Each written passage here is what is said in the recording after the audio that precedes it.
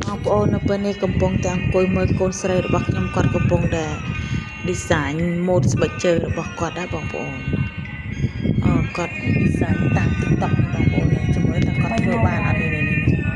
គាត់គូម៉ូដហ្នឹងបងប្អូនចាំមើលលទ្ធផលចុងក្រោយតើវាយ៉ាងម៉េចបងប្អូនចាំមើលណាបងប្អូនចាំមើល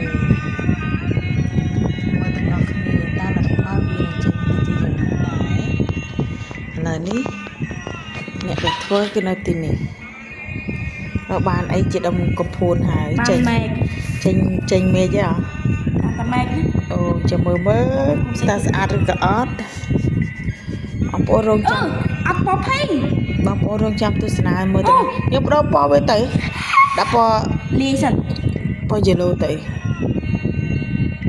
ពណ៌នេះមើលបើជើងកូនខៀវជើងគួរដាក់ពណ៌នេះក៏បានដែរនេះពណ៌នេះផ្កាសាក្រាមកពណ៌លឿង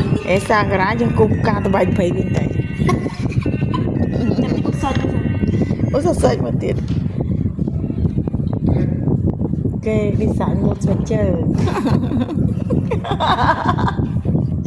ចាំមើលលទ្ធផលចេញទៅជាយ៉ាងណាដែរបងប្អូនរងចាំមើលវីដេអូក្រោយណាបងប្អូនណា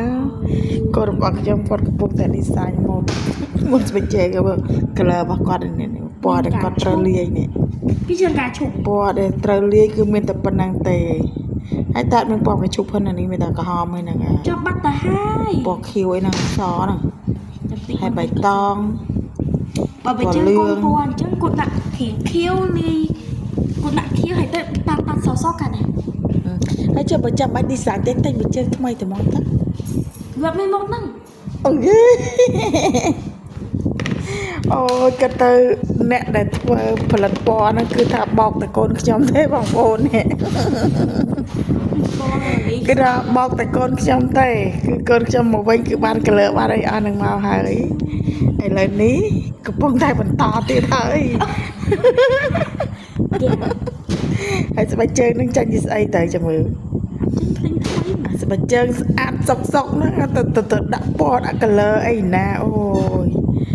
ប៉ុណ្ណាលោកចាស់អើយឥឡូវនេះចាំមើលលទ្ធផលចុងក្រោយទាំងអស់គ្នាបងប្អូនណែស្នាដៃកូនរបស់ខ្ញុំគាត់កំពុងតែឆ្នៃស្បែកជើងខ្លាយទៅជាផ្កាប៉ុន្តែផ្កាមិនជាផ្កាបាក់មេឃឬក៏ផ្កាតាមសាក្រាគេញ៉ាំគូលើស្បែកជើងវាត្រង់ភ្លឹងឬក៏ផ្កាងាប់ទេបងប្អូនផ្កានេះត្រង់អត់ដែរសល់ទឹកទេអើយតោះកយថា color mode អីក៏មានដែរបងប្អូន color កូនរបស់ខ្ញុំនេះឲ្យតែ color mode អីចេញមកគឺអត់ផុតពីភ្នែករបស់កូនខ្ញុំទេគឺកូនខ្ញុំត្រូវតែទិញយកមកដាក់ផ្ទះតទៅបានបងប្អូនហើយចាំមើលចេញពីស្អីចាំមើល